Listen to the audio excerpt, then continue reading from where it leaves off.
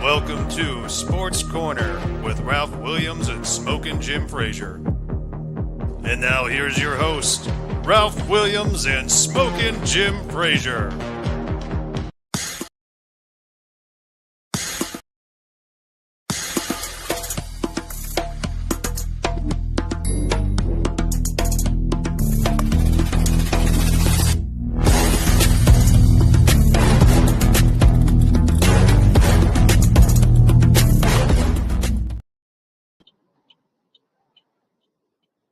Would help if I turn my mic on. Ladies and gentlemen, my name is Ralph Williams. I am the host of the Sports Corner Show, and welcome. And yeah, what do you want to talk about? And let us talk to you, because we're going to talk to you today. We got a lot to talk about here on the Sports Corner Show every Tuesday, 4 until 5 p.m. Today, we're going 4 to 5 instead of 4 to 6.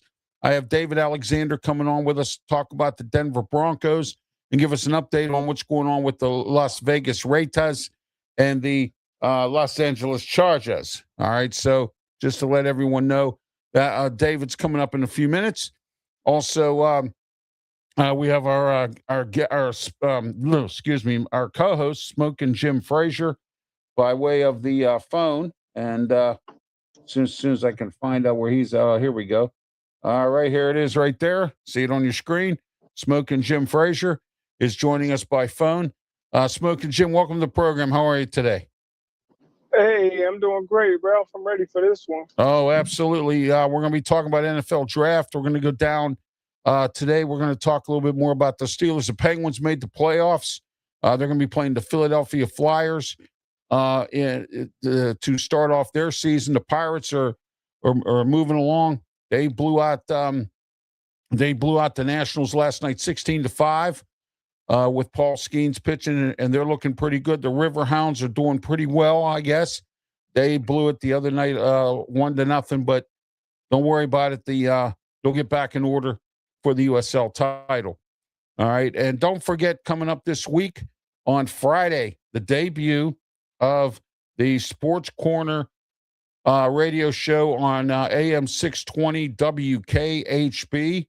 We'll be on at 3 o'clock on Friday. Don't forget the debut of that. And also, we had our debut this week on yesterday at 2 o'clock, the debut of the Ralph Williams Show on 620 WKHB. So I just want to let everyone know that as well for your listening pleasure. So, all right, let's get started with the show here. Smokin' Jim, Smokin' Jim's wisdom. Go ahead, Smokin' Jim. Smokin' Jim, go ahead. Thanks, Ralph. I tell you what, man, I was honored to be a guest over the weekend on the Rob Pratt show. Yes. I didn't know too much about him. I heard the name before, but I never knew he was such a big-time guy. I think that you had mentioned before, was that one of the guys that Guns was a guest on his show? Yeah, Guns Okay. Guns has been on Marty Griffin's show, and I believe he's been on with Rob Pratt. I believe he has. Marty Griffin more. Yeah, I got them. Yeah. I got them confused. But Rob Pratt is familiar with, Bill Neal. He's familiar with you, Ralph Williams, and I really don't know why he gave me a call to be a guest on this show, but I was honored to do it, and see his reaction when I mentioned yeah. I think I sent it to you, the YouTube video. If not, I'll send it to you. But you know what? When you mentioned my name, you should have seen the look on his face. I mean, it was priceless. And I had sent it to some other friends of mine. They text me back. I said, Ralph, man, that was priceless with his face. So, but anyway, that's fine. I've known Rob Pratt since 1985. That's how long he was on the air. He started at KDK as a newsman, and then he worked his way up to where he is now. He works, he's on at night, Monday, Tuesday, and Wednesday. And then Thursday and Friday, there's other people on there. I'm not going to mention their names, but they're on there. And he's on. And then during the weekend, he does those brokered programs, I guess you call it, on KDK. He hosts all of them, and then he does his Black and Gold Sunday, 11 to 1 every Sunday. So now, what is Black and Gold? That sounds like something. Well, it's called Black and Gold Sunday, and he has that Greg Diolis on there, the sports agent. Yeah, I'm going to see if I can try to get him on here to talk about sports agent, about what it is to be a sports agent. You know what I mean?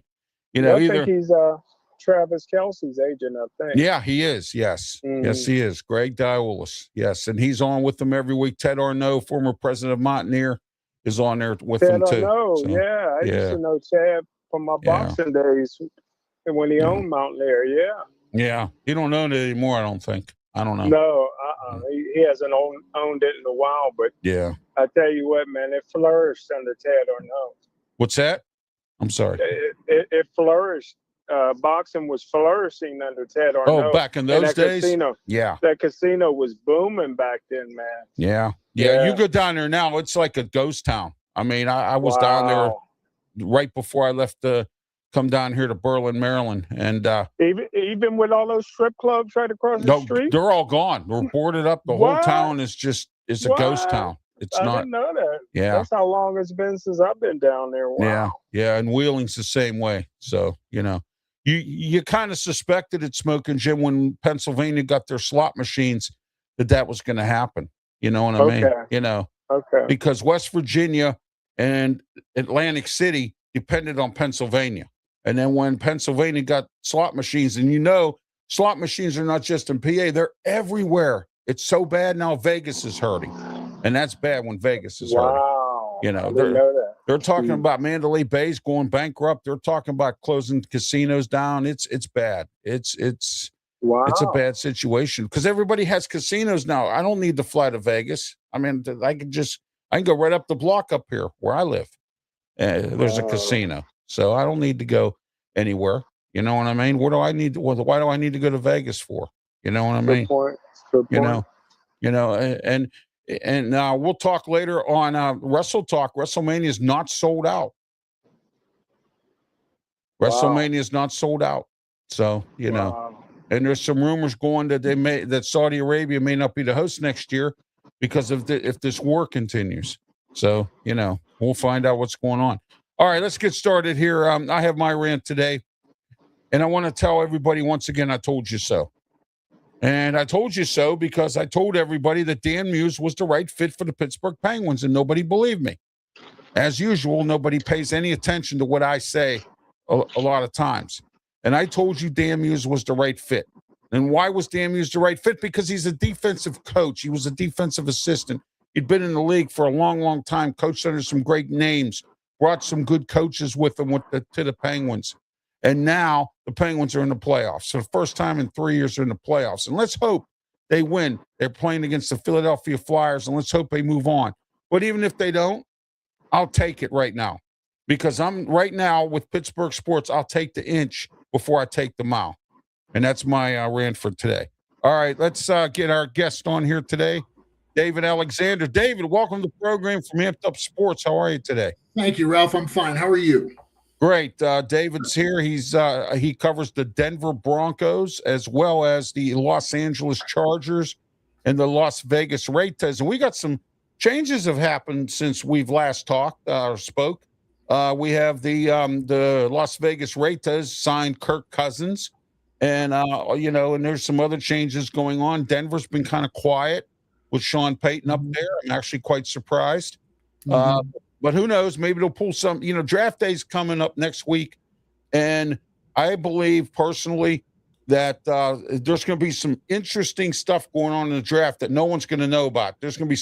I think this is going to be one of the surprise trade drafts. I believe that to be the case. Well, we'll certainly see again as you say, it's been fairly quiet. Not for the Broncos, but a bunch of other teams as well too, including the black and gold trying to decide who their quarterback's going to be. But yeah, exactly. I think we'll see a little activity between now and then, or it might all happen as we actually get to Pittsburgh for the draft. That few hours before and beginning of the draft, we might see some real action. A bunch of teams need to make some moves, and we'll certainly see what happens between now and next weekend. Yeah, absolutely. Oh yeah. Oh, definitely. It's a hot weekend before all that, and we're going to find out what happens here. Yes, all right, we're live on YouTube, Facebook, Twitch, and the Kick networks. And your comments are always welcome. Email RalphWilliams737@gmail.com is our email address. And also don't forget to take a look at the ticker tape at the bottom of your screen. There's some great affordable advertising. Write the number down and or respond to RalphWilliams737@gmail.com for any affordable advertising on my radio shows, website, www.rwmediaproductions.com. All right, Smokin, Jim, you have any questions for David? Go ahead. You can start off. Well, I don't think Denver's been completely quiet, Ralph. I think they signed a big-time wide receiver, an all-pro caliber wide receiver. And, David, it looks like the move that they made with the wide receiver, Denver definitely is focused on being in the Super Bowl this year. Do you agree? Well, yeah, absolutely. And, again, I think they realize, although, 14-3 last year, and the belief was if Knicks would have stayed healthy, they might have gotten a bit past the Patriots. But, yeah, upgrades to the offense. Signing Jalen Waddle was a big move for them. They need that kind of home run wide receiver they haven't had. And, again, it'll be interesting to see what they do in the draft. Issues with running backs. They re-signed J.K. Dobbins, but Dobbins never stays healthy. Oh, he's a mash case, man. he's literally played in half the games in his career. Can't help the club if you're in the tub. Yeah, he was doing very well, and then he got hurt, and they thought they were going to get him back in the playoffs and didn't. So wouldn't be surprised if they take a look at running back. They lost to one of their top defensive linemen. John Franklin Myers went to Tennessee. So they might try to address the defensive line as well, too. The real strength of Denver last year was their defense, and that's what really got them as far as it did. So they might address that as well. And I think Sean Payton's always looking for the next great tight end. So they signed Evan Ingram, but I think that those might be the three places to look. They only have one draft. I think they're at number 62 in the first 100. So it'll be interesting to see, just goes back to Ralph's point, if they try to move up in the draft or try to address in later steps in the draft, later moves in the draft, the three areas, again, running back, defensive lineman, tight end. I think those are Sean Payton's priorities in this upcoming draft. All right, Outlaw Sports Network, Brian Pettit says, good afternoon to myself and David, but then he puts another message up, says, and Jim. So there you go, Smokin. Brian didn't forget about you. At least he remembered you, Jim. That's a good thing. I'm sorry, David, go ahead. At least he remembered you, Jim. That's a good thing. Yeah, exactly. He didn't forget about you. There you go. There you go. You should see when we're on a radio show, sometimes I never forget Smokin' Jim, but when we're on some other programs, he seems to be forgotten, and it's like he's in the background there, and no one, So, but anyway, all right, Kirk Cousins, David.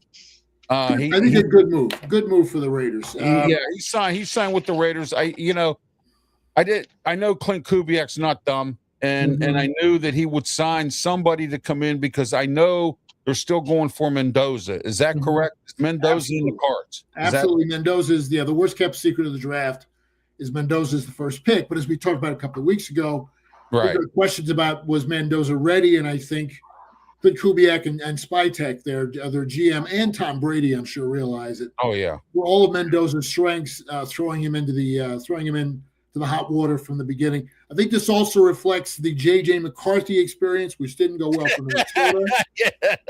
So I think there was a realization there that let's not put this kid in the deep end of the pool to start with as well too. But he's certainly the first pick. But again, I'm not the biggest Kirk Cousins fan, but I think it's a nice move. A good transition. Cousins, I think, also realizes probably by the end of the year he won't be starting. But it's a good move for the Raiders doing that. The Raiders have long-term plans. They got 10 picks in the draft, 3 picks in the top 100. And I think they recognize this is not a 1-year rebuild. They've got a lot of work to do. They drafted Ashton Genty last year, who I think is going to be a quality running back. They got to rebuild their offensive line. They need help at wide receiver. They need help at safety. And I think there's a recognition finally on the part of the Raiders, because they've taken the decision-making away from Mark Davis, that they've got some real decisions they have to make. Okay.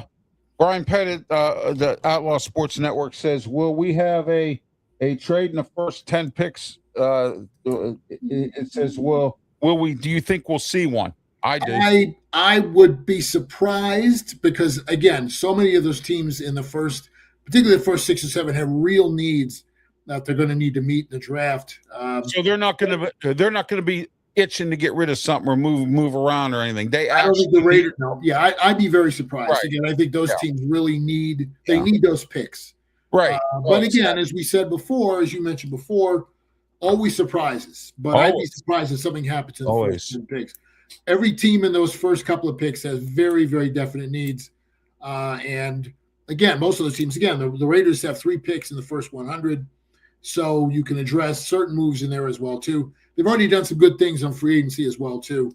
But we'll see. Again, we'll see. The lead up to the draft is what I call lion season. Whatever they tell you, don't believe it, because the chances are they're thinking another way along the way. So, again, we'll see. We'll see. Oh, absolutely. I can't wait to see what the draft's going to happen next week. And Sports Corner here, we're going to be covering the draft. Myself, Pensman Sports, Brian Pettit from Outlaw Sports Network. We're going to be covering the draft next week. We start Thursday, and then we're going to go into Friday, and then we're going to be here on Saturday as well, right here from Studio 10 in Berlin, Maryland.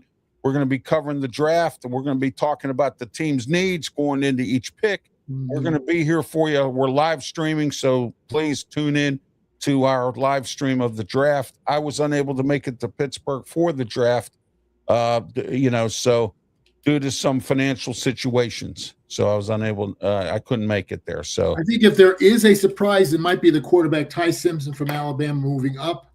I did not see enough of Simpson to realize, to recognize that he was a first-round quarterback, but there's been a lot of churn around him. All the other pundits, the national pundits on the NFL Network and ESPN have been highly on him. They've been moving him up and saying he's going to go here and there in the first round. Well, again, 15 starts. Right. Yeah. That makes me nervous. Yeah. That makes me nervous. So. But Smokin' Jim was right. The Steelers today, or yesterday, I believe it was, brought in that kid from Arkansas. Smokin' Jim, tell us about the kid from Arkansas, Green. Tylen Green. I tell you what, man, he reminds me a lot of Randall Cunningham. When Randall Cunningham played for UNLV, a lot of people don't remember that Randall Cunningham was a two-time All-American at UNLV, but it wasn't as a quarterback. It was as a punter. His dream was to play for USC, but USC, did not give him a scholarship, even though his older brother Sam Bam Cunningham was a legend there. This kid is 6'6". 230 pounds, 4'3", 40, can jump out of the gym, got a NBA vertical jump. And I just think that if you're looking for talent, if you're looking for upside, and if you got a good quarterback coach in a year or two, you may have something. Don't forget, Randall Cunningham didn't start his first year. He played behind Ron Jaworski. Right. Well, that would lead me to believe, again, a different scenario where it's either Aaron Rodgers or someone else comes in for a year or maybe 2. Again, I think this is where, do we take a raw player and throw him into the deep end of the pool? Again, I keep coming back to J.J. McCarthy because I think that was a cautionary tale for some teams, thinking that you can get a guy. Anthony Richardson's another example. Grabbing a guy and thinking, even though he only had 15 or 16 starts, he has all the physical tools. Well, the hard part of the quarterback isn't the physical stuff. It's the mental, emotional stuff of being the most important player on a team when you didn't get 30 starts in your college career as well, too. So, again, we'll see. Glad to see the Steelers are making some moves and not just waiting for our friend to come back from the Ayahuasca trail he's probably on right now to decide if he wants to come back and play quarterback. Aaron Rodgers, yeah. We'll see. You know what? We'll see. If I'm management, Smokin' Jim and I are management, Mm-hmm. we would tell Aaron Rodgers, look, you have till now. If you don't give us an answer, we're moving on.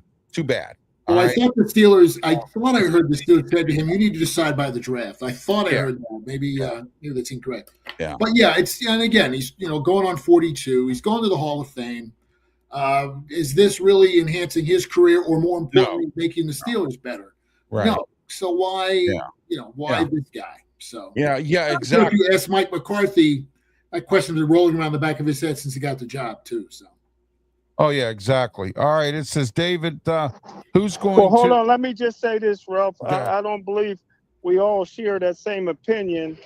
I would give Aaron Rodgers to the first game of the season. He doesn't need training camp. He doesn't need mini camp. You never heard Brett Favre. They're veteran quarterbacks. As long as he knows the plays in the system, which he does, I think that he can walk in the week of the first game and light it up. So, there's on my part, there's no pressure on Aaron Rodgers. No, you, okay. Yeah, all right. Well, we'll save discussion for another time. I think we're also looking at Brett Favre through rose-colored glasses, too. Look at Brett Favre's last year with New York and Minnesota. He was not the quarterback he was before. Aaron Rodgers is actually this generation's Brett Favre. And I don't think the Steelers should make the same mistake with Aaron Rodgers that the Vikings and the Jets made with Brett Favre, and I'll leave it at that. So I know last year the Vikings wish they had a Brett Favre. Yeah, I know. Yeah, with JJ. They probably wish they had Fran Tarkenton last year, but that's exactly. Yeah, they needed something like that. There you go. That's exactly it. They needed something. All right. Let's see. Brian Pettit says here, David, are you going to be surprised the football player that you think could move up or that needs to be talked about? Well, there's two guys that I saw that I really liked over the years. One was a kid named Jacob Rodriguez, who was a linebacker at Texas Tech, who I thought was fabulous. He was the Big 12 Player of the Year, did everything well. I think he won the Nagurski Award as well, too.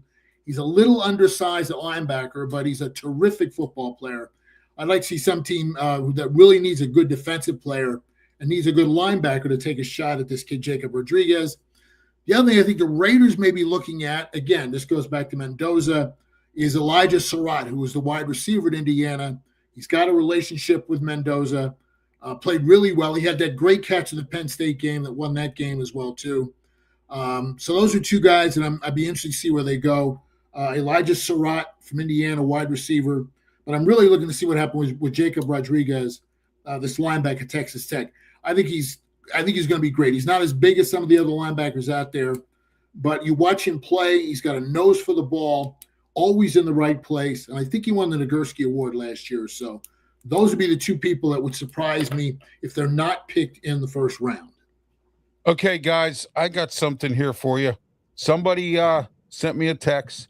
And in fact, it was from Pensman Sports. He says he thinks, this is Pensman now.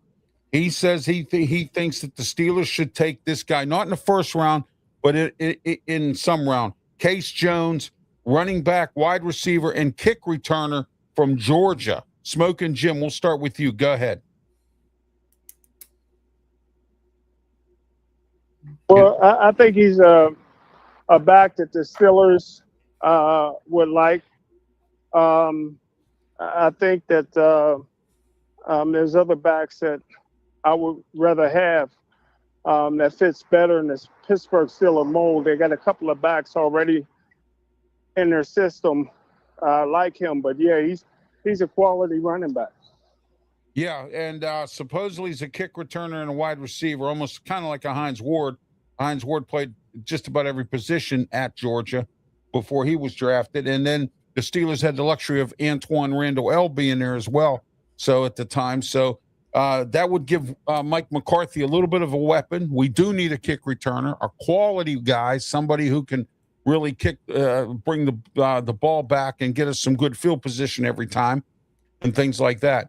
All right, David, let's talk about the Los Angeles Chargers. What do we What's any updates from when you were on a few weeks back? Well, I think the one, and again, the same priority that we talked about before is keeping Justin Herbert upright. They got to get Joe Alt healthy. They got to get Rashawn Slater healthy. I think they'll probably try to go into the offensive line. There's this kid Caleb Lomu out of Utah, who apparently the Chargers have been looking at. That seems to be the number one priority. I'd also say wide receiver Keenan Allen, 12 years in the league, free agent, has not signed a contract yet. I think an upgraded wide receiver is probably something they're looking at. But the number one priority, as it's been now for the past couple of years, is keeping Justin Herbert upright. And again, every year he seems to get hurt at some point in the season because his offensive line pretty much deserts him, and that's usually when the Chargers season. The defense played pretty well last year. Yeah. If Herbert isn't healthy, they're not going to win. So offensive line, again, hopefully Slater and all come back and play this year. I'd say look for them to draft an offensive lineman. All right. Smokin' Jim, you have any more questions for David? I tell you what, man, and I share David's feelings because there's not from top to bottom a more talented team than the San Diego Chargers. Mm-hmm. Herbert's just a phenom at quarterback, but it always seems like they get snake bitten. Somebody gets hurt at the wrong time. Your offensive line, when they're developing, then they lose one of their better offensive linemen to free agency. So, again, if they can put it all together and they play in the toughest division, maybe in NFL history. So, I just I'm a Chargers fan. I'm a Jim Harbaugh fan. So I'm pulling for him. Mm-hmm. But the Kansas City Chiefs is got a chip on their shoulder this year as well. Well, again, they lost Rashawn Slater in training camp. They brought in Mekhi Becton from the Eagles, and that didn't work. Alt got hurt, came back, got hurt again. So, again, they never had a stable offensive line last year. And as Smokin' Jim says, if you don't have an offensive line, you can't protect a guy who I've always believed is one of the more talented quarterbacks in the league, Justin Herbert. So, stability in the offensive line, I think that ought to be the Chargers' number one priority here during the offseason. And again, maybe a wide receiver if they decide not to bring Keenan Allen back. Oh yeah. Hey, David, I tell you what, man, I'm not sure, but it may go down in NFL history as maybe two of the greatest quarterbacks to never win Super Bowls that played in back-to-back situations was Herbert and Phillip Rivers, man. I mean, two guys that you would think would have a couple Super Bowl rings each on their finger. Well, let's show our age. We can go back to Dan Fouts if we want to go back that far. Oh, yes, sir. Yeah, they've had a history of great quarterbacks in San Diego, but one thing or another, no, I agree 100%. 100%. Absolutely. All right, let's go into some mock draft. I always come up with one every week leading up to the draft. And let's go with Fan Peak. They have a mock draft that they're doing. All right, so let's see what they have to offer for us today.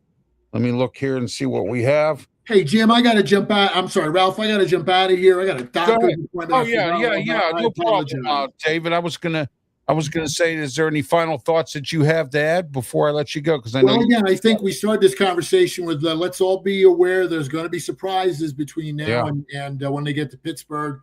Be interesting to see what those surprises look like. All the experts, I think there'll be at least one or two of those sort of scratch your head moments when we're going to say we never saw that coming. But that's the NFL draft, and I hope the weather's good in Pittsburgh. I hope they get a great crowd. It's a wonderful city, and it'll be nice to see Pittsburgh showcased on ESPN. Oh, yeah. Can't wait to see what's going on. Smokin' Jim, any final thoughts for David before I let him go? Hey, you made a good decision not to come to Pittsburgh because it's going to be a complete disaster trying to move around the city. Well, this is true as well. We shall see. I'm sure at some point, Ralph, we'll do a post-mortem after the draft. Exactly. See if we knew what we were talking about. So. Oh, yeah. David, have yourself a great one. David Alexander, check out his stuff on Amped Up Sports. and he reports for them and Leo Haggerty and everyone else there. All right. Thank you, David, for being Thanks, Ralph. You guys take care of yourselves. I'll talk to you soon. Thank you. Have a great one. Thank you very much. That was David Alexander from Amped Up Sports. As you know, we upload this show on the Amped Up Sports' website, and they're in the process right now of getting some stuff done. Smokin Jim, Brian Pettit says, Smokin Jim, great interview the other day on the radio station in Pittsburgh, which means he was watching, or he watched it on YouTube. Go ahead. Thanks, Brian. I really appreciate that. Yeah, that was a great interview. I thought it was, and when you messengered me and said get on, I'm going to be on. I wanted to hear it, and I got on there, and I tuned in, and I thank you again for the shout out, and like I said, the priceless look on Rob Pratt's face. Whoa! So there you go. All right. Anyway, Smokin Jim, let's get into our mock drafts here. As you know, I always come up with one every single week from somebody somewhere here. All right, let's see what we got here. Let me see here. What's this one? Bleeding Green Nation. This is the Philadelphia Eagles newspaper, and they're coming up with they have a mock draft here. All right. Now, one other thing too, Smokin Jim, I heard a story, and I checked it out, that Spencer Fano was also visiting the Steelers headquarters from Utah, that big offensive lineman we talked about, Spencer Fano, when we went over offensive lineman. What do you think of Spencer Fano as a Steeler? Well, I'm like you. I like the Hogs. I like the big Hogs. You can't get enough of them. Steelers are picking 21. And again, unlike most Steeler fans, I tell it like it is. Steelers don't got 33 NFL players on their team. So I think that all 12, if they use all 12 picks, and if they use them right, all 12 of them can make this team. Oh, yeah. Yeah, absolutely. I'm trying to find a real good one here. They got some of these mock drafts. They're breaking them down by positions. I just want the simple draft itself. I'm trying to see which ones are which here. Let me see here. All right, Walter. Okay, here we go. Here's one from Walter Football. What that is, I don't know, but it's some kind of a sports website. Walter Football, they have a mock draft at, and they have, of course, they have the Raiders picking at number 1. And they're going to be picking they haven't taken Mendoza, and so that's what's going on with them. And then at number 2, Smokin Jim, they have New York Jets taking David Bailey, defensive end from Texas Tech. Do you think he's worth that high of a grade, this guy? I'm surprised. Most people got one of the Ohio State linebackers going number 2, either Reese or Sonny. But Styles, but yeah, he's a good one. But second pick overall, I think I would trade if I had the second pick, I would trade out of that and try to acquire more picks. Yeah, you could do that. Exactly correct. All right, next they have number 3, the Arizona Cardinals taking Arvell Reese, linebacker. There's your linebacker at Ohio State in the first round, Smokin Jim. There you go, Arvell Reese. Go ahead. Yeah, he's a little overrated. He needs help. He needs help, man. He's no Jack Sawyer. He's no Jack Sawyer. No. I mean, he's an undersized guy, a bit undersized. He plays a little undersized. He got a motor. He'll put you in the mind of Queen a little bit. Overruns plays, hustles, gets a lot of credit when he doesn't deserve it. Third pick overall, not on your life. Not on your life. No. From what you're telling me, I have to agree with you on that. But do you think he was a product of a good football team and a system that with Matt Patricia and all that? That's probably why he's up that high. Is that where we are with him? Well, I don't know why they like him. I didn't like him. I try to look at these guys because they play against a lot of teams just as talented as them. Michigan, they play in the BCS when they play against the SEC teams, Georgia, and some of the other ones. So they get enough. There's enough film out there where you can see if he can raise his game to better competition. You know, when you play for Ohio State, man, you're automatically got more talent than 90% of the people that you play. But yep. I don't watch what a guy does. I watch how he does it. That's why, and how he does it does not impress me. That's why they call themselves the Ohio State. The yes, sir. Ohio State. Yes, like sir. we call ourselves the Sports Corner. There you go. I know a lot of players over the years who would rather sit the bench at Ohio State than start for Akron, Toledo, Miami of Ohio, and those kind of schools. So, oh yeah, that's how big. Matter of fact, LeBron James almost forewent his NBA first couple of years to play for Ohio State. That's how much he loved growing up Ohio State. Okay, Tennessee Titans has they have the number 4 Walter Football. Their mock draft has them picking up Jeremiah Love, and running back from Notre Dame. We all knew he was going to be somewhere in the top 10 there. Smoking Jim, go ahead.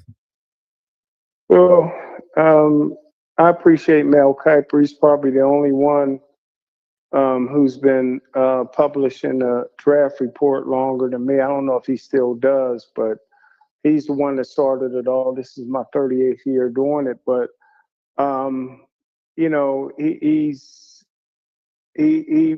showed his phoniness. I think he gets paid by the NFL to say some ridiculousness. Quite a few years back, he said he would never take a running back in the first round, which is the most ridiculous thing I ever heard. You know, there's Jim Brown, Emmitt Smith, Barry Sanders, Franco Harris, you just name it, running backs that you would take in the first round. But this year, I think the NFL paid him to say that so that they could devalue running backs. And it's been successful. Now this year, he's saying Love should be the first or second player picked overall. Now you wouldn't take a running back in the first round, but now all of a sudden you're saying you would take Love, right? Exactly, with the second pick, second pick overall. So hypocrite.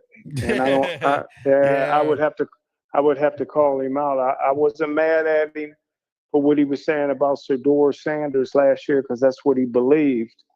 But this year, saying you go with a running back with the second pick overall, you're showing that you're a hypocrite. Oh, yeah, absolutely. And then the number 5, New York Giants taking Spencer Fano. There goes our Spencer Fano theory for the Steelers. Wow. If that's what they have. This Walter Football has them that high. Wow, that's incredible. Yeah, it is. It is. Good pick. Good pick by whoever got him. Yeah, exactly. That is New York Giants, John Harbaugh. And so, you know, we'll see where he goes. Speaking of Tennessee, the reason I believe they're looking at offense is because they now have Brian DeBow as their offensive coordinator. Brian DeBow was a good offensive coordinator when he was up in Buffalo. Decided to go to the New York Giants to become the head coach. He bombed out there, and now he's with the Tennessee Titans with Robert Saleh, who's the new head coach there. I'm going to work on getting Robert Butler on here, talk about the Tennessee Titans as we wind down our draft coverage here on Sports Corner show as well. Cleveland Browns, our buddies here in the division here, our favorite team, one of our favorite teams. Yeah, right. Exactly. Here we go. Here's what I think of that. There we go. Yeah. All right. Cleveland Browns are number 6. Walter Football has them taken Francis Magoya, offensive tackle, Miami. We looked this guy over too when we did the offensive line. What do you think, Smokin' Jim? Number 5 to the Cleveland Browns, Todd Monken. Go ahead. Well, you know, as usual, I like to give you a pat on the back when it's due, and it's always due. Nobody knows assistant coaches and head coaches in college and the NFL like you do. Cleveland Browns, they need a lot. They need a lot. And Yes. I would trade. I would definitely trade out of that position and acquire more players and draft picks. That's what I would do. Oh yeah, they have to mix some free agents in with some, but a lot of guys don't want to play there anyway. But we'll see what happens. All right, Washington Commanders at number 7, Carnell Tate from wide receiver, Ohio State. Where do you think this is here, Smokin' Jim? Go ahead. Do you think this is too high for him, or do you think it's right? Go. I don't know what everybody sees in him. I mean, he's good. But I have a 3rd round grade on him. I wouldn't even look at him in the first 2 rounds. They just love him. He's not even the best receiver on Ohio State's team. He wasn't even one of the top 3 as a junior on Ohio State's team. So Ohio State produces wide receivers, no doubt about it. But they also produce some average wide receivers, and I think that he's slightly above average. And if Washington gets him, they get what they deserve. All right. Smokin' Jim Frazier today is brought to you in part by North American Millwright. I'm sorry. Wow, I put the wrong thing up there, the wrong banner. That ain't it. Actually, it's not North American Millwright. Hang on a minute here. I got rid of some of my sponsor banners because when I was on the other network, but never mind. All right. Never mind. Forget it. All right. New Orleans Saints, Smokin' Jim, number 8, Khalid Downs, safety, Ohio State. Boy, Ohio State's cleaning up camp here, and we're only at number 8 here on this mock draft. Go ahead. Yeah, too bad they didn't win the national championship, but they're going to win the draft. Hey, Downs is a player.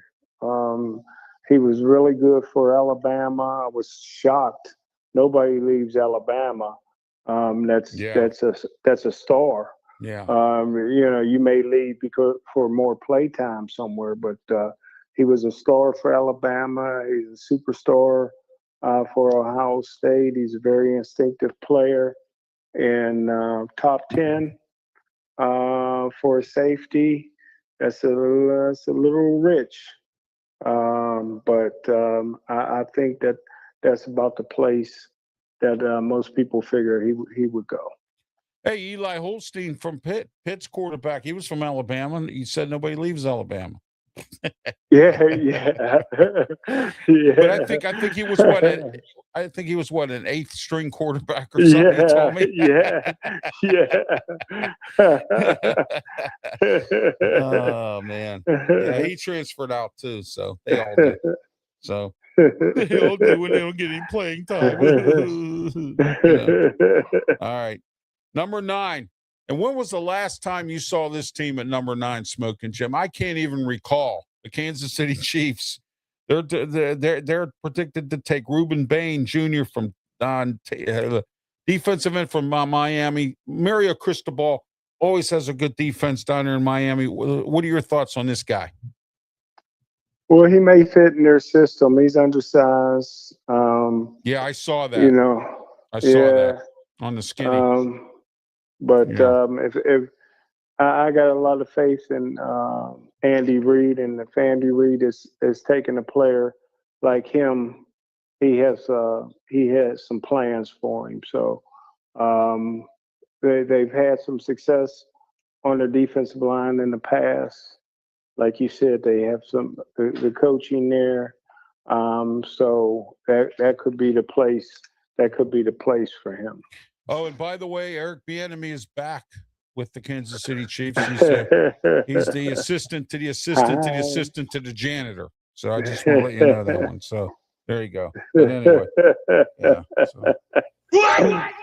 all right. Cincinnati Bungles. They bungled their year this year. They are planning on drafting at number 10, according to Walter Football, and their mock draft says Sonny Styles, linebacker from Ohio State. I knew this guy was going to be somewhere in the top 10, but I just didn't know where. What do you think? He should be the first or second guy picked in the whole draft. Yeah, that's a shame that the other 2 guys in Ohio State went ahead of him. That's sad. Yeah, I mean, well, at least in this mock draft. I don't know about the other ones, but I mean, this guy's a freak. His brother will probably get drafted in the second round. His dad played in the NFL, comes from a football family. Guys are from Ohio, man. The Style brothers and cousins have all been good in football. He's a running hit guy, man. 6'5", can play the pass, can play the run, very physical, loves the game. To get him at the number 10 pick, man. Whew, wow, you gotta take him. You know, somebody. If he slides like that, somebody should be trying to trade up and get that 10th pick to get the drafting, man, because he's that impactful. He's ready to play right now. Oh yeah. All right, here we go. Number 11, Miami Dolphins. Remember that old, what was it? Miami Dolphins #1, and then Houston took that song. Remember that back in the day? Yeah, they got Malachi Lemon, the wide receiver from USC. They have Miami taking him in the first round at number 11. What are your thoughts on Malachi Lemon? Well, this is where my real good friend Claudio Rosano and Luther Dupree, this is where we usually bump heads because they're all about taking a head coaching job. Listen, you're not going to win in Miami. I don't care who you take. You're not going to win in Miami. It's a disaster.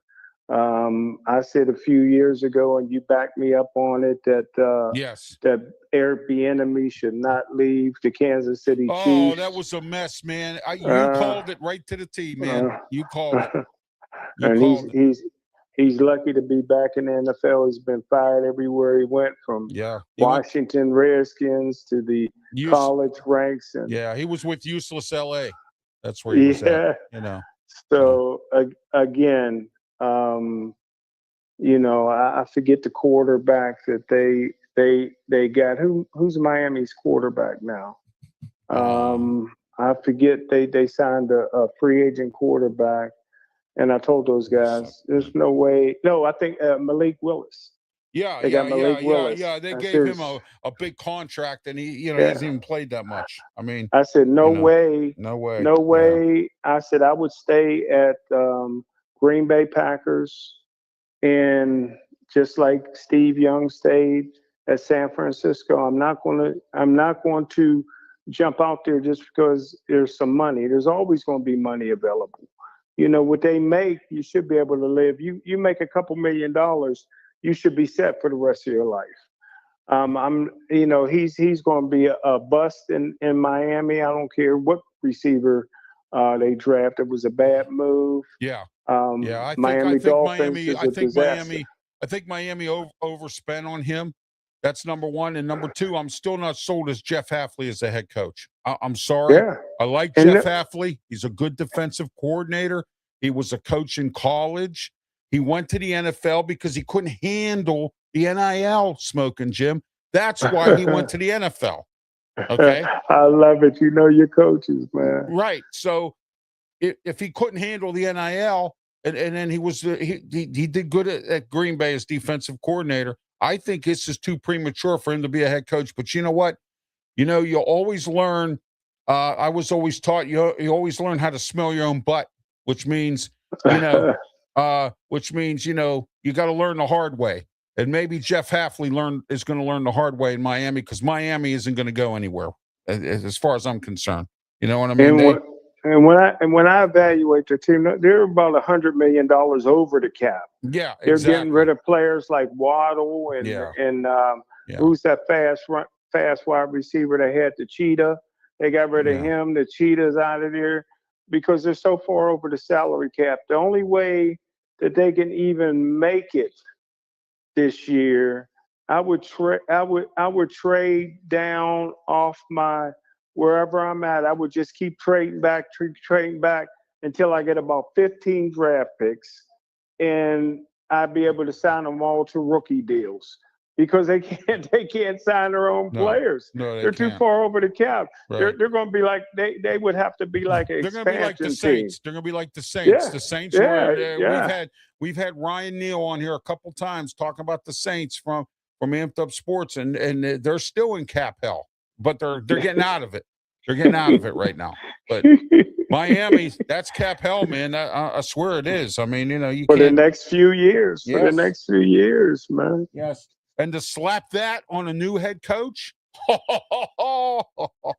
And the inexperienced quarterback. Yeah, exactly. That's going to be. How does some of our other colleagues say it? That's going to be a dumpster fire. You know what I mean? You know, so that's going to be a dumpster fire. Dallas Cryboys, number 12, Mansour Delane, cornerback LSU. What do you think of Dallas taking him? And the George Pickens thing still goes on. You and I, you know, I've come to agree with you on George Pickens. I thought the Steelers should have never let him go right out his last year of his contract. I don't care if he's going and doing his business on Tomlin's desk. I don't care. You should have kept the guy. I mean, you know, it's as simple as that. I mean, you know, you see the result of it. You see the result. All right. Hey, I have a picture somewhere. I got to send it to you whenever I find it. It's at Franco Harris. I know you're friends with Franco. Was that Franco Harris's? Was that Franco Harris's grave site? And these guys were all in suits. So it was the day of the funeral. It was T.J. Watt, Coach Tomlin, 2 other players, and George Pickens. Now, if George Pickens was a rotten person that the media was lying that he was, right? And I know George Pickens. I interviewed him in Dallas at their mini camp for 2 days. Then he would not have been at that gravesite standing with all the leaders and Coach Tomlin. I think Jerome Bettis might have been a guy in the picture. And I'm like, how can you lie? They would not allow Antonio Brown to stand there.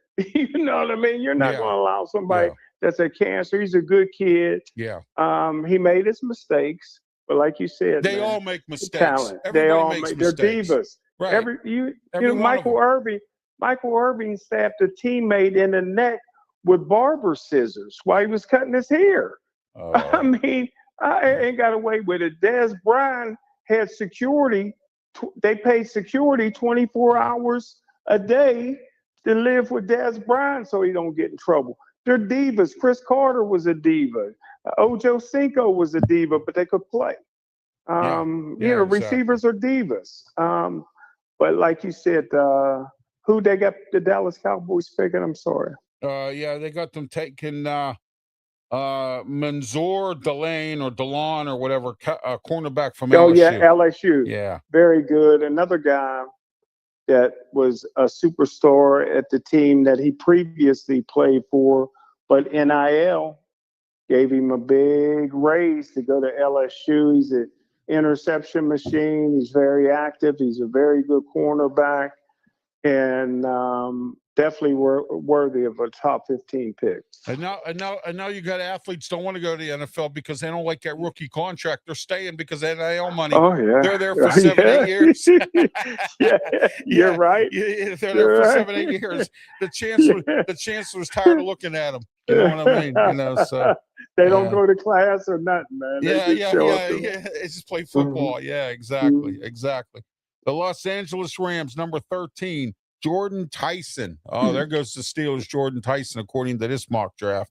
All right, what do you think? Jordan Tyson, Arizona State. Where's he going? It's going to the Los Angeles Rams, Sean McVay. Well, he's a guy McVay will take a chance on. I hope the Steelers don't take a chance on him for the simple reason, like you always say, Ralph, you can't make the club in the tub. He's often injured. Yeah.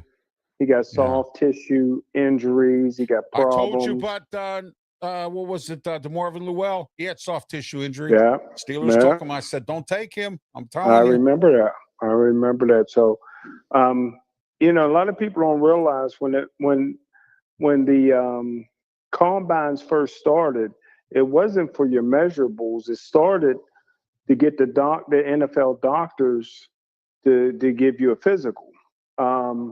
It was for medical reasons. Now it's a big event with it's see what you can jump, lift, push-ups, sit-ups, whatever they do. But it was for medical, and guys like this would have been the reason why they had the original, combine to see if you can pass the medical, and that information went out to all the teams. So, again, the Rams can afford to gamble on a player like this. The Pittsburgh Steelers cannot afford. Not when. No, we can't have another Calvin Austin. I don't want another Calvin Austin here.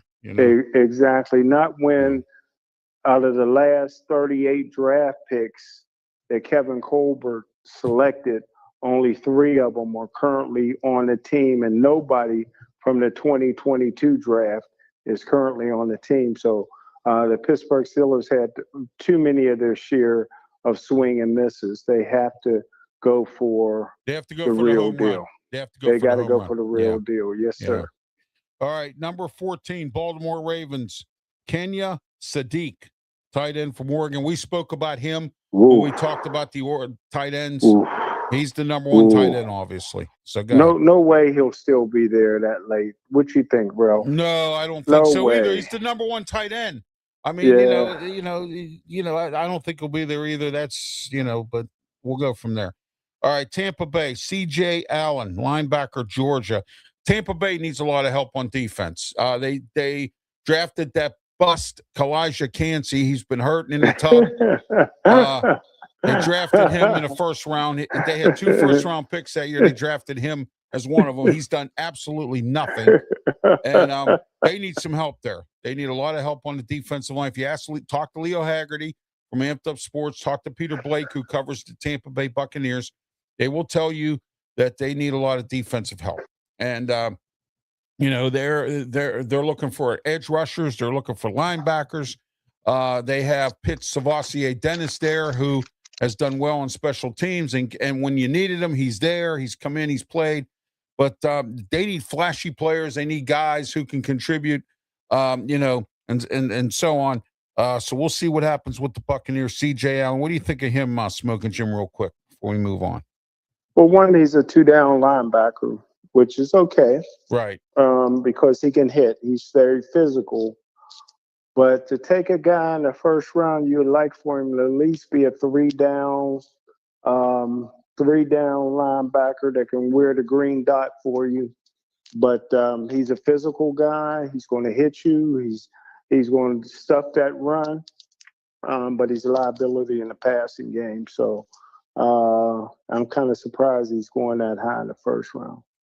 All right. New York Jets, their second pick in the first round. At number 16, they're going to take Jermod McCoy, cornerback from Tennessee. I don't know much about this kid. What do you think? Well, very worthy. What I would do if I was the Jets is I would trade my head coach for a warm 6-pack. But since they're not going to do that, listen, one thing about Aaron Glenn, when he played, he was a great kickoff and punt returner. He was an interception guy. He had over 40 career interceptions in the NFL. He was a fast little dude, 4'3", 40, super quick feet. For his team to go a whole year without one interception, the ball gets tipped up in the air all the time. You can get an interception by luck. A nose guard can get an interception by luck. And they need some people in there on their defense, which Aaron Glenn's in charge of. Not only is the offense a flop, the defense is a flop under him.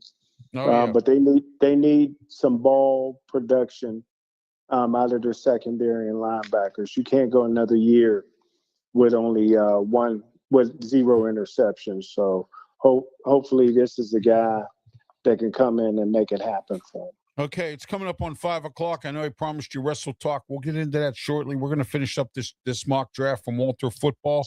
We're at number 17, Detroit Lions, Caden Proctor. Now, we had Jeremy Ballrick on here. He said that the Lions are looking at this Proctor kid, this offensive tackle. They need some help there to protect the quarterback. What do you think about this guy? Well, the one thing we do know is the Bobby Lane curse. Is that the curse is still on. I've never seen a team who hasn't won anything since 1957. And Bobby Lane said at that time they would not win for 50 years. How about the Arizona Cardinals? They haven't won anything either. But nobody put a curse on them. They cursed themselves. Yeah, I know. But you see anybody that we bring on from Detroit, they get mad when you mention the curse. It's been 68 years. Yeah, exactly. It's been 68 years, and they get mad and upset. We made it to the championship. Yeah, but you didn't win no championship or your Super Bowl. So yeah, your coach blew it because he tried to gamble again like he always does and got burned. You know what I mean? Dan Campbell's like John Harbaugh with the Steelers. Every time the Steelers play John Harbaugh, he always makes stupid mistakes. He tries to outcoach himself and he makes dumb decisions. That's Dan Campbell. I mean, he gets to the big game and then he doesn't. He's discombobulated. And you've been calling it. You've been calling it for a long time. And I called it this year. I said, "What's he going to do without his coordinators?" Yep. Nobody wanted to listen. Nobody wanted to listen. None of the Detroit media fans wanted to listen. They wanted to come after your neck. That's right. That's right. The truth hurt, don't it? That's right. That's right. No, all we speak here is the truth. I don't tell stories. I don't have time to tell stories. I tell stories of truth. I mean, I'll tell stories of truth. All right. Let me see who we have here next here. All right. Minnesota Vikings at number 18, Peter Woods, defensive tackle, Clemson. Brian Pettit, if you're still tuning in, what can we expect from Peter Woods? He covers Clemson. Go ahead, Smokin' Jim. Peter Woods. I think the little quarterback is going to eat the league up at Minnesota. I know everybody laughed when I said the Steelers should sign him, but I think that he's found a home in Minnesota. He's going to get them back where they need to be, and I really like that pick if Minnesota is able to get that kid. All right, a second Clemson player this Walter Football has, and that is, and this was another one that Brian and I talked about, and we talked about here, Blake Miller, offensive tackle from Clemson. He's at number 19, Carolina Panthers. They got to do something to protect Bryce Young. What do you think about that pick?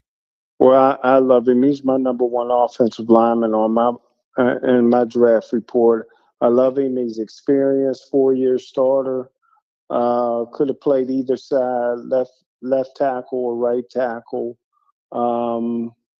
Just a highly decorated offensive lineman, man. And I tell you what, if I had a chance to draft him, I would not pass on him. All right, number 20, Dallas Cowboys, their second pick of the first round, Kedrick Falk, defensive end, Auburn. We haven't heard from Auburn in a long time. What do you think? That's a good pick there. Yeah. We haven't heard from Auburn in a while. When was the last time Auburn had a number one pick, really? That's right. They've been through since Tommy Tupperville left, they've been through some bad coaches. I mean, they've had, you know what I mean? So Hal Mume's gone from there. He was just there from Liberty. Remember him? Yeah, he was there. So, he's gone. All right, here we go. The Pittsburgh Steelers, they're ready. Here we go. Number 21. They have the Steelers taking Vega Leone, guard from Penn State. What do you think, Smokin' Jim? Well, everybody seems to like him. And like I said, I have not seen a Samoan that's a bad football player. No, neither have I. He may be the first. He's about as soft of a guard as I. If you ask CM Punk, he said Roman Reigns was a bad football player. Okay. Right. CM Punk said that Roman Reigns was a bad football player. He played at Georgia Tech. Yeah, I don't remember him, but this guy's soft from Penn State. He's big. He got all the tools in the world. It just don't translate on the football field. I mean, he's out there slow dancing with the defensive line. I don't know what everybody's seeing. I don't know if he's he just loves to be a panda bear. Yeah, exactly. I don't know, man. I have not seen one pancake block. I think I watched every play of every game that he's ever played in. I've yet to see a pancake block. I've yet to see him get mean and nasty. I've yet to see him pull and just take somebody out. I mean, and you don't see it. I've been trying because everybody says that's the pick, and the Steelers are probably going to pick him. That guy's soft as Dairy Queen ice cream, man. There you go. There you go. All right. Yeah, he gets this, Smoking Jim. There you go. Yeah. So, all right, Los Angeles Chargers. They need help on defense. Well, really, they don't. They need help to, like David Alexander said, to protect Justin Herbert. But they're taking, according to this mock draft, they're taking defensive tackle Caden McDonald from Ohio State. I guess this is one of those picks, Smoking Jim, that if he's there, you take him, whether you wanted him or not, really, in some perspective. That could happen with the Steelers. Somebody could be sitting there that they really didn't have on their list, but you know what? He's there, and I didn't think he'd be there, but he's there. This is Caden McDonald. What do you think? Who has that pick? Caden McDonald, defensive tackle from the Ohio State, the Ohio State. I mean, who's taking him? The Los Angeles Chargers, number 22. Yeah, two soft guys back to back. This guy, in my opinion, I mean, I could be wrong. Trust me. This is a guy that's just there. I think if he played for Toledo or Akron, people will be saying he's a bust. I mean, he's big. He got the size. He don't make plays. He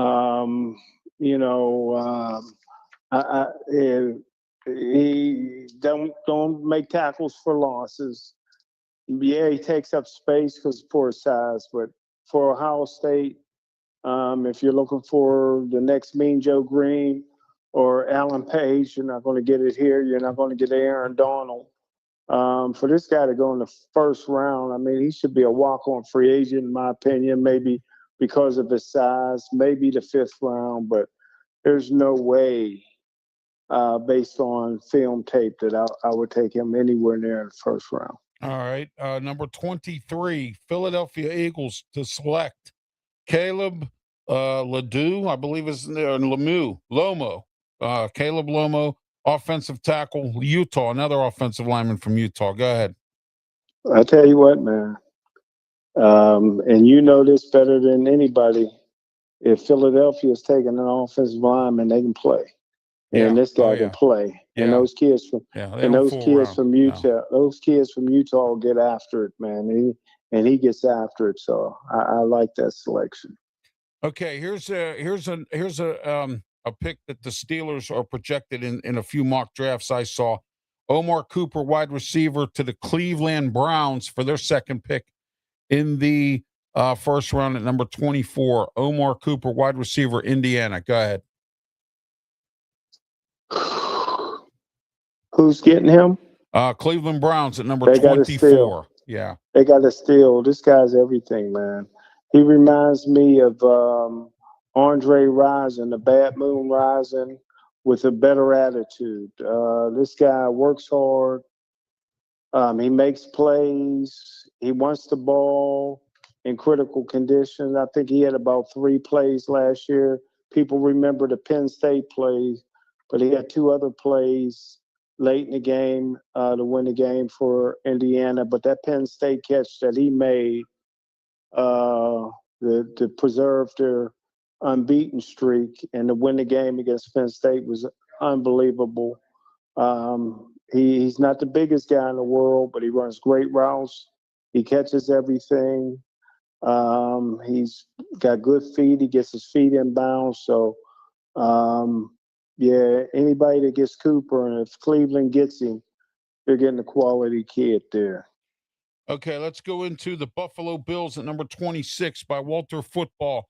They're next. Denzel Boston, wide receiver, Washington. Another one that has been put on mock drafts that I have seen that the Steelers are going to take in the first round. Denzel Boston. Go ahead, Smokin' Jim. Yeah, good wide receiver, man. The wide receivers are so much more talented than the defensive backs in college football. That's why they dominate so easily in the National Football League. The receivers are just superior, and he's a superior talent at wide receiver. He's going to be a good player for somebody. I saw a mock draft from someone from the NFL Network. I believe it was Bucky Brooks, or one of them has the Steelers taking this guy at number 27, but they have him dropping to at number 27 to San Francisco, the 49ers, who Brian Pettit and Outlaw Media cover. Casey Concepcion, wide receiver, Texas A&M.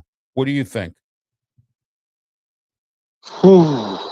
He's a tough guy. You have to be to play for Mike Elko. You have to. Well, he's my number one wide receiver in the whole draft, because he's not just a receiver. He's a punt kickoff return. He's a running back. He's a reverse, like he was talking about, and Antoine Randall and Hines Ward. He's like that. He's instant offense. If I had good for the Steelers, he would be the first receiver that now he has a history every now and again, like a lot of great receivers. He drops them every once in a while. Okay. But Crisco fingers. He got good hands, lack of concentration sometimes, but he makes big plays, man. And when the ball's in his hands, he's instant offense. He's exciting. He's exciting enough, really, to have won the Heisman Trophy. He was, if you look at his season, and I'm a Heisman Trophy voter, but only difference is I vote the first week of the season, because they don't take my vote seriously. So why should I be serious about my vote? But had I waited to the end of the season, he would have been a guy that would have been serious consideration for the Heisman Trophy for me. All right, next, number 29. Number 29. Hold on a minute. Let me see. Oh, wait, I'm sorry. I missed 28 here. All right, number 28, the Houston Texans. Number 28 here. They're taking Monroe Freeling, offensive tackle, Georgia. They needed some help down there with offensive line. We saw it in the playoff games, or in the playoff game against New England. Your thoughts on this pick here? Go ahead. He's from Georgia. Now, who's picking him? The Houston Texans at number 28. And who's the player? Monroe Freeling, offensive tackle, Georgia. Like him.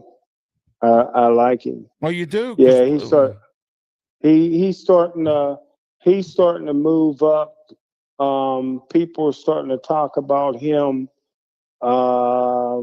He was a guy maybe projected as the third or second round pick, that now he may be top 15, because the guys like Mel Kiper and those guys have been really pushing him on their broadcast. Oh, yeah, absolutely. And here's another one that was number 29, Kansas City Chiefs, with another pick in this first round. Dylan Thieneman, safety from Oregon, has been I've seen in a mock draft. That's my guy. Yeah, that's my guy. I've seen him in the Steeler mock draft. I've already seen him. Yeah, so. I mean, the Steelers would be crazy to pass him up. I mean, they passed up Cooper DeJean. That was a mistake. They did. He's first team All-Pro in his second year. They passed up the receiver for the Minnesota Vikings, and it took them 4 years to get a number 2 receiver.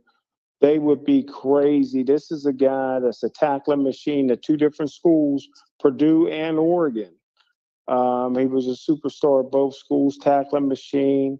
This guy got measurables. It's unbelievable, and he's even a better football player. So you're looking for the next to try to get a guy in there like a Troy Polamalu. This is it. The Steelers had a lot of success at strong safety with Donnie Shell, Cornell Lake, Troy Polamalu, and this could be the next a great one right there. Oh, yeah. Number 30, Miami Dolphins with another pick in the first round. Avian Terrell, cornerback, Clemson. What do you think? Who's that from Miami? Yeah, Miami Dolphins. Yeah, he can play. Yeah, you need some. He has to be on the island because Miami's not going to put much pressure on the quarterback. But yeah, he can play. He's worthy. He's worthy.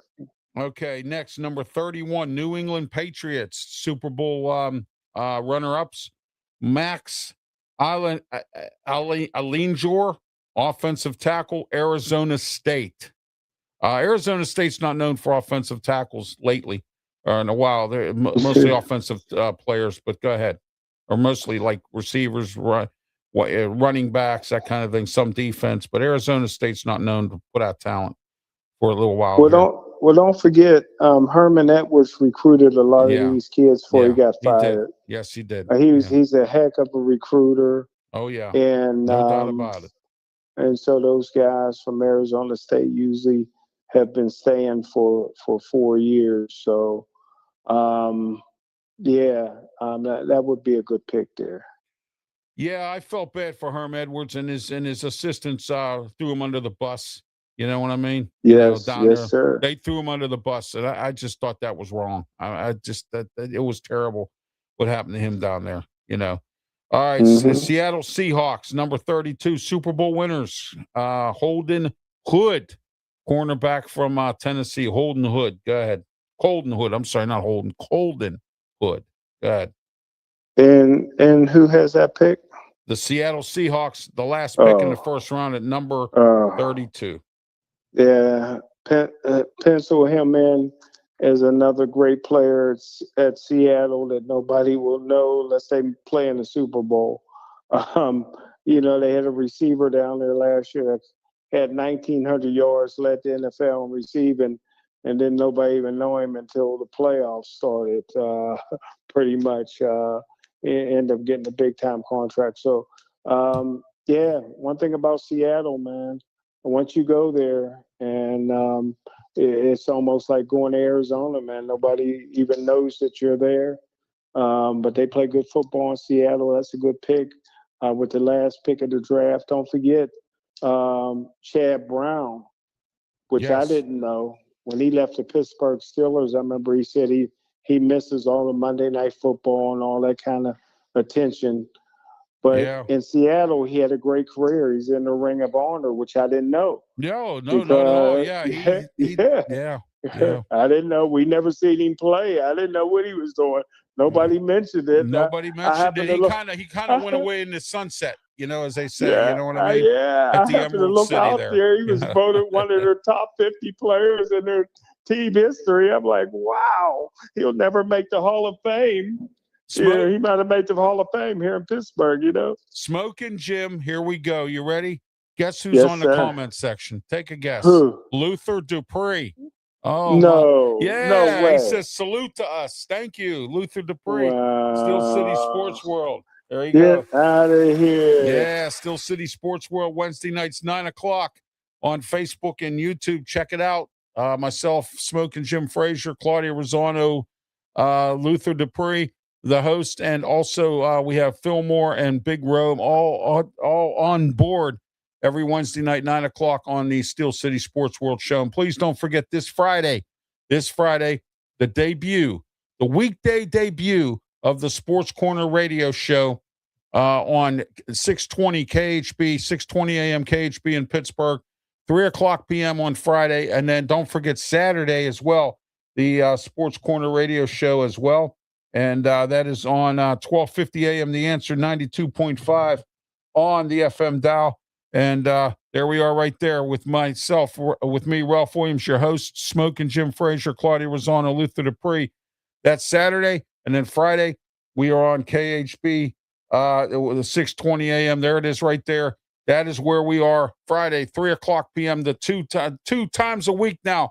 We are on weekday prime time. Smokin' Jim Frazier, Luther Dupree, Claudia Rosano. Man, we are prime time daylight drive time, and it's great to be on weekdays. Thank you, Broadcast Communications, for letting us put the show on the air on Fridays. All right, Smokin' Jim, final thoughts before we get started with wrestling. Go ahead. Man, another great show, man. It was so good to talk about the San Diego Chargers and the Los Angeles You mean the Rams. You mean the Los Angeles Chargers? Yeah, and the Denver Broncos, yeah, man, and the Raiders, and the Raiders, and a little bit of the Kansas City Chiefs, yeah. So that was very good. I enjoyed that. Yeah, David's a great guy. Like I said, he reports for Amped Up Sports, and it's great having him on as always. All right, we'll be back in a few moments with Wrestle Talk. So stay tuned, stay right here on the Sports Corner Radio or on the RW Media Productions Network. And until next week for Sports Corner, our last show before the draft, I'm working on getting some guests on here. Next week, Smokin' Jim and I will come on with our Steeler drafts. I will put together a draft. Smokin' Jim puts one together. We'll be here with our drafts for next week for the Steelers, who we think the Steelers can pick in their 7th round. They got 12 picks, 7 rounds. Let's see what the Steelers do. I'm gonna have my draft.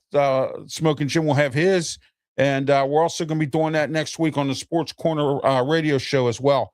So I just want to let everyone know that as well. So, all right, and we'll be back shortly. So stay tuned. Thank you.